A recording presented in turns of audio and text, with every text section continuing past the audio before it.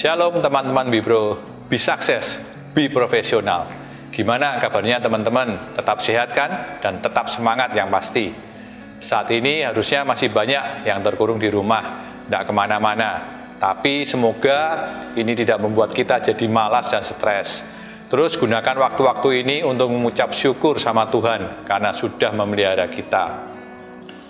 Di Mazmur 118 ayat 14 berkata, Tuhan itu adalah kekuatanku dan mazmurku. Ia telah menjadi keselamatanku. Ayat 15 berkata, aku tidak akan mati tetapi hidup dan aku akan menceritakan perbuatan-perbuatan Tuhan. Meskipun di luar sana mungkin beritanya tidak semakin tambah baik, tapi saya mau terus ingatkan bahwa kekuatan kita itu adalah Tuhan yang menciptakan langit dan bumi.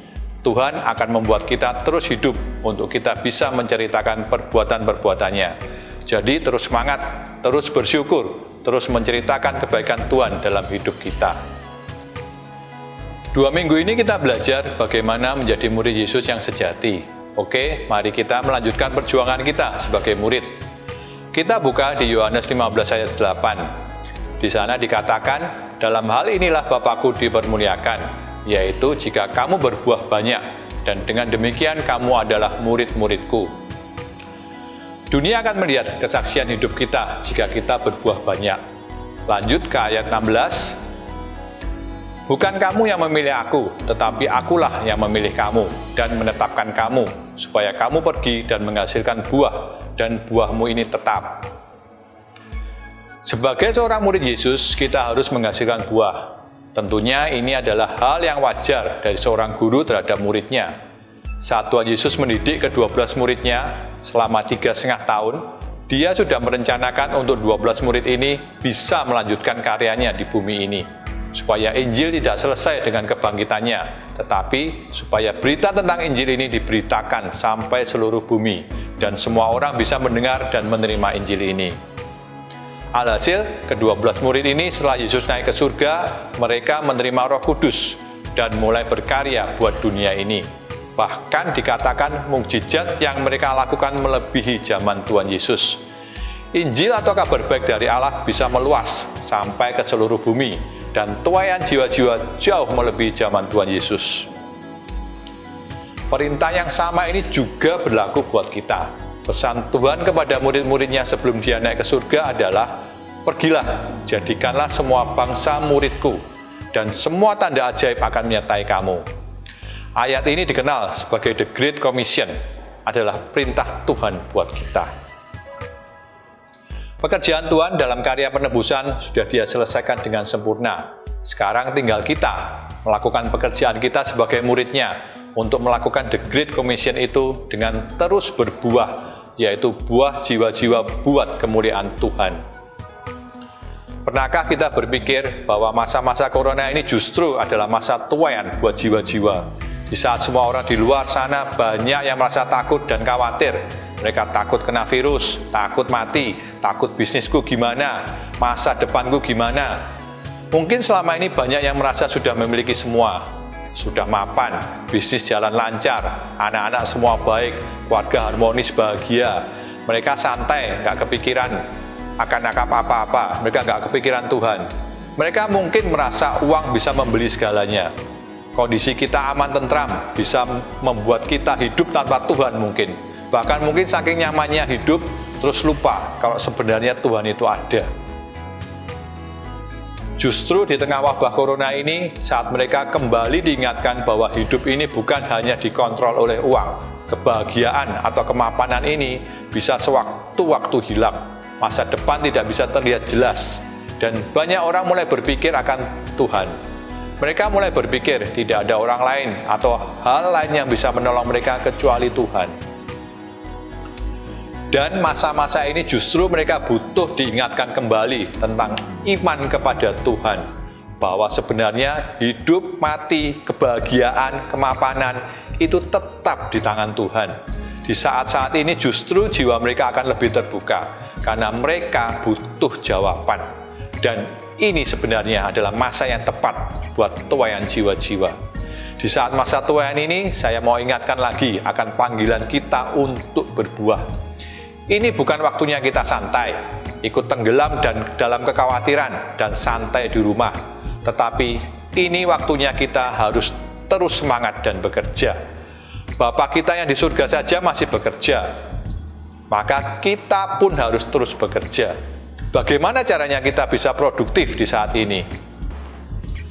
Yang pertama, saya mau ingatkan untuk kita semua terus membagi kabar baik buat sesama kita. Jadilah terang di tengah kegelapan. Bukan kebetulan juga sampai hari ini medsos berkembang sangat pesat. Meskipun kita tidak bertemu, kita masih bisa terus terhubung.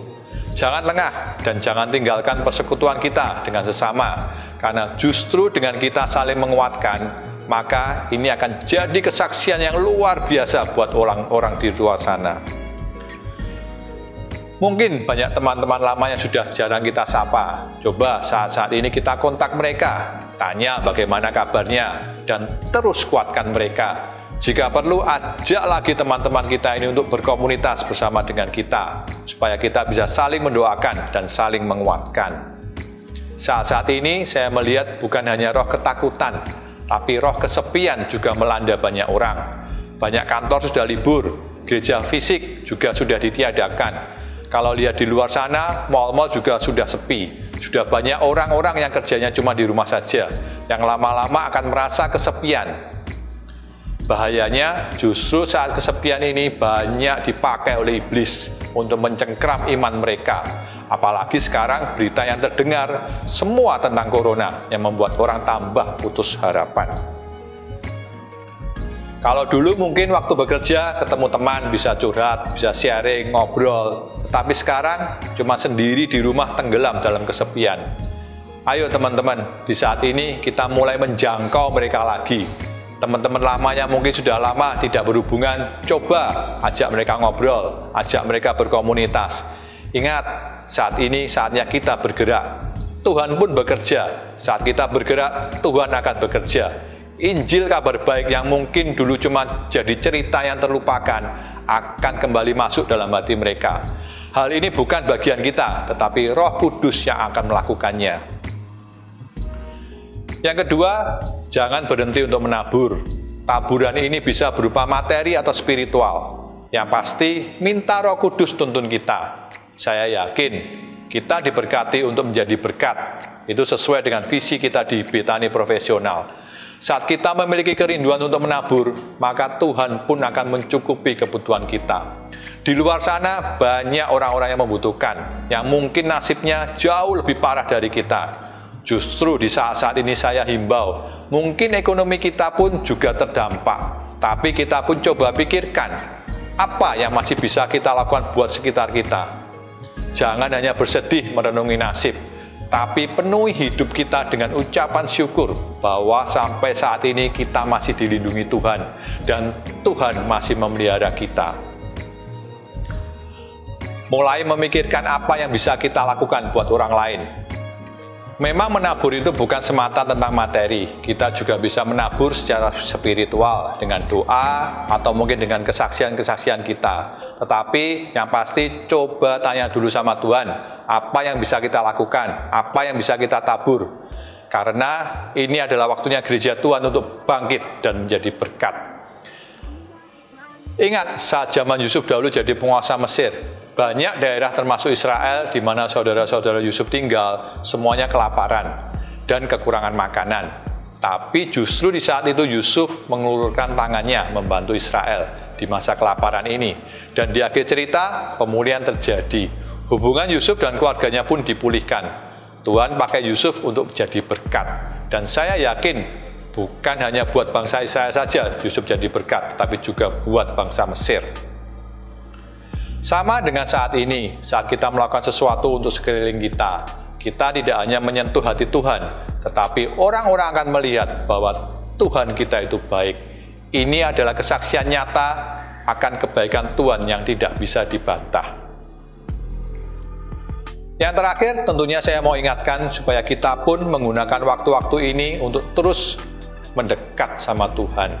Ini waktunya kita membangun iman kita, agar kita bisa melesat lebih kencang bersama dengan Tuhan. Ada waktunya Marta dibutuhkan, ada waktunya Tuhan menyukai Maria. Marta dan Maria tidak ada yang salah, dua-duanya harus seimbang. Untuk menjadi murid yang produktif, kita pun harus terus belajar sama guru kita, supaya manusia rohani kita terus dibangun dan bertumbuh. Kalau dulu waktu sibuk, mungkin alasan, tidak ada waktu untuk baca firman dan saat teduh. Sekarang kita punya banyak waktu untuk melakukan itu. Firman Tuhan berkata, carilah maka engkau akan mendapatkan. Ini waktunya kita cari Tuhan lebih dari biasanya.